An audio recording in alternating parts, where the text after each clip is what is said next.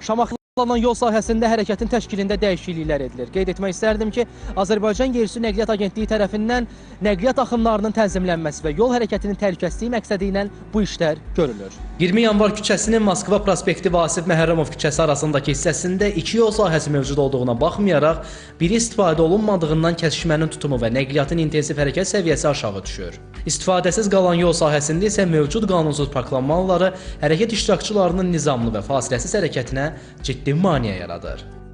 Bu ərazi ilə bağlı layihə hazırlanıb və rəqəmsal əkiz üzərindən simulyasiyalar aparılıb. Layihə əsasən 20 yanvar və Asif Məhərrəmov küçələrinin kəsişməsində nəqliyyat adacıqları təşkil ediləcək. Beləliklə 20 yanvar küçəsinin Moskva prospekti və Asif Məhərrəmov küçəsi arasındakı və ona paralel hissədə birtərəfli hərəkət təmin olunacaq. Dəyişikliklər nəticəsində 20 yanvar küçəsinə paralel yerləşən küçədə mövcud qanunsuz parklanma halları aradan qaldırılacaq və 4-cü mikrorayondan Moskva prospekti istiqamətində hərəkət etmək istəyən nəqliyyat vasitələri bu yola yönləndiriləcək. Bundan əlavə Moskva prospektinin Şamaxınka adlanan ərazisində hər iki istiqamət üzrə mövcud olan geriyə dönmə yerlərindən istifadə edən nəqliyyat vasitələrinin və prospekt üzrə əsas axında hərəkət edən avtomobillərin trayektoriyası toqquşur. Bu nöqtələrdə hərəkət yalnız yol nişanlarından tənzimlənir.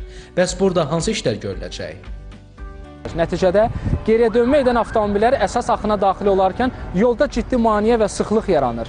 Zolaq dəyişən sürücülər və əsas istiqamətə hərəkət edən nəqliyyat vasitələri arasında toqquşma riski artır. Pik saatlarda isə prospektin bu hissəsində axın sürəti əhəmiyyətli dərəcədə azalır.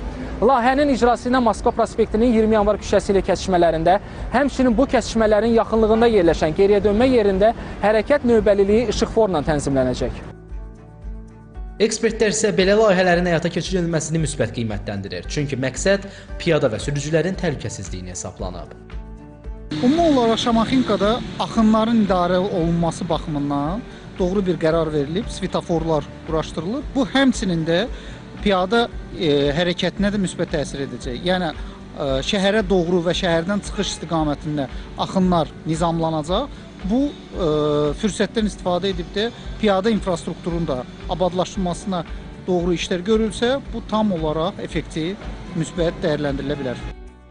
Piyada keçidlərində həm də panduslar inşa olunub. Ərazidə mövcud olacaq işıqforların dirəkləri yerləşdirilib və nişanlama xəttlərinin çəkilməsi həyata keçiriləcək. Ələkbər Salih, Zaur Həşimov, Telesəhər.